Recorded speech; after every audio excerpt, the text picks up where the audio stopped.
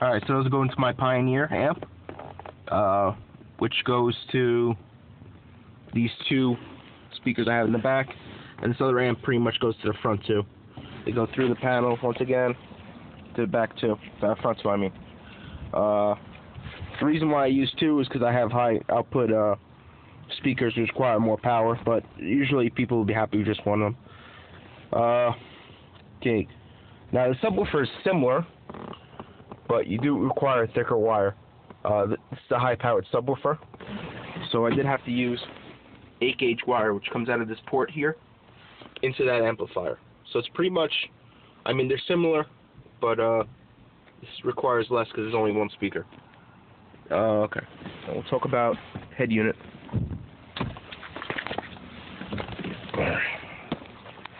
It's a touchscreen dual head unit, so everything's included in here, equalizers and all built into one. It's also function as DVD player and other things. Alright, pretty much a radio is simple. I mean, if you're colorblind, not really. In the back of this radio there is a harness that has a bunch of colors: yellow, which is constant; black, which is ground, which I showed you on the amps, which is also on here. And also the remote wire comes off of here, which controls the amps. So when I turn this on, the amps will turn on. Also, those RCAs I talked about earlier plug into the back of this. They'll show you the indicated spots where it has to be put in. You'll see everything is marked. On the wiring harness, you can buy a wiring harness for this car, and all you have to do is pretty much just connect the colors and tape them up or crimp them or however you want to do it. And pretty much that's all there is to it. It's just you have to be very neat about it and take your time and label everything, and you shouldn't be confused when it comes down to putting in your amps and synchronizing everything. Like in this car did not have a remote, so I had no way of telling the head unit to turn on when my car turned on, so I had to buy an adapter which plugged into my factory harness and gave me the wire escape needed to install this head unit. You know, you have to check. I go to websites like Crutchfield or carstereo.com. You know, if you have any questions, you can ask them. They pretty much help you. So that's pretty much it. I mean, the only thing I can show you is the speakers were in this door panel. You'd have to take the roller down, take that clip off, and take that clip off, and this whole plastic panel comes off, and you'll see a factory speaker. If you want to upgrade them, you can. You could just you unscrew the stock speaker, you cut the wires, and pretty much just you get a tester and figure out which one's positive, which one's negative. And the positive is a smaller tab, and the negative is a fatter tab. On the new speaker, you can solder them or crimps on them, and then just screw the new speaker in and put everything back together. Pretty much it. I added an extra speaker, which can be done in parallel, which pretty much you get the positive or negative, and you just splice on this extra speaker. What's important is when coming across the gas and brake pedal, you don't want any wires being snagged, so it's important to zip tie everything. You see me coming through there, back down where those amps were originally. Mounting the amps, you really want to make sure they're not going to be bouncing around, because you don't want to mess up any interior parts of the amp. So that's pretty much it with amps and the head unit. Now, subwoofers, tons of different types of subwoofers and brands and whatnot. This one required a specific box size and port size, or it would not function properly, or to its limits.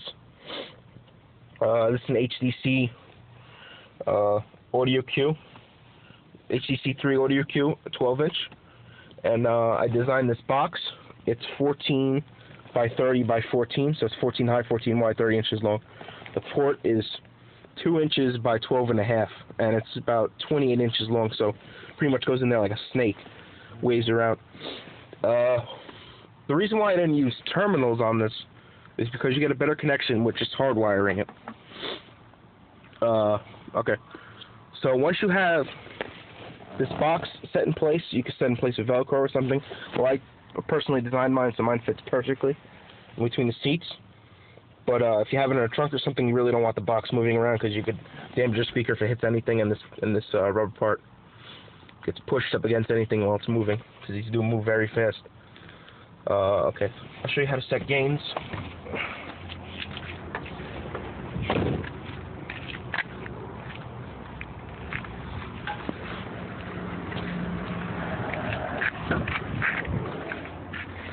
Okay, here is the sub-woofer amplifier. You'll see on the output, right and left, that goes to the head unit.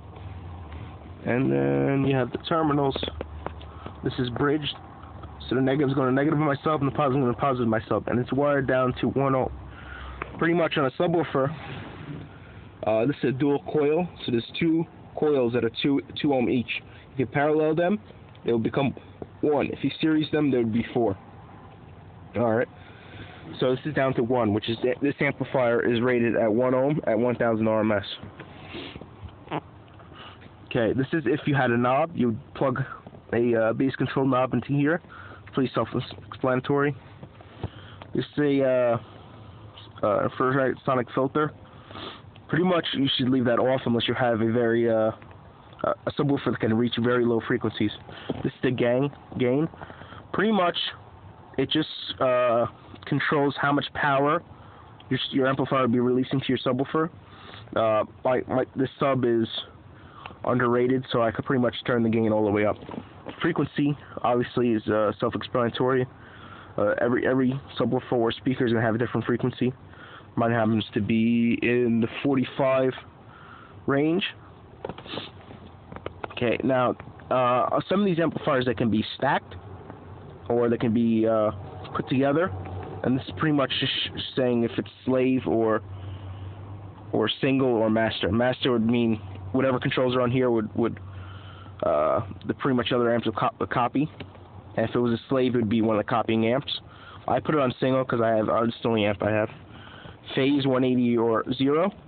Pretty much the slave amps would be 180, and this one would be 0. But since it doesn't matter in this situation, I leave it on 0. This is the wire you would hook up to combine 2 amplifiers, which pretty much we don't need in this situation because we only have 1. Positive and ground I went over already. And pretty much same deal with this one. I mean, you really want to have it secure so it won't move around. I mean, especially when this thing's going. I mean, this is a 50-pound subwoofer, so nothing gets moving, everything starts shaking. You don't want stuff falling down or your wires being crossed or anything. Now on this capacitor, there is voltage is a big problem when you're dealing with a system this big. So on this capacitor, it has a voltmeter. I also installed another voltmeter right here, just to tell me what my voltage is when my car is off or on. So when I'm using my stereo, I won't have a dead battery when I go to start my car. Also on this head unit, I can also do other things like hook up an iPod. So that's what I did here. I ran through the glove box so I wouldn't have to see my iPod. And that's pretty much it. I mean, if you want to have some fun, if you like experimenting, you can pick up one of these. It's a sound pressure meter. Pretty much tells you how loud your system is and how many decibels it is. My system hits up to like 127, and that's it. I mean, if you want to hook up other items like a radar detector or GPS, you can use that blue remote wire, and that'll make these turn on when your car turns on. And I'll explain that in a different instructable. And I'll also go over tuning a little bit more in a different instructable. So that's it. I hope you like.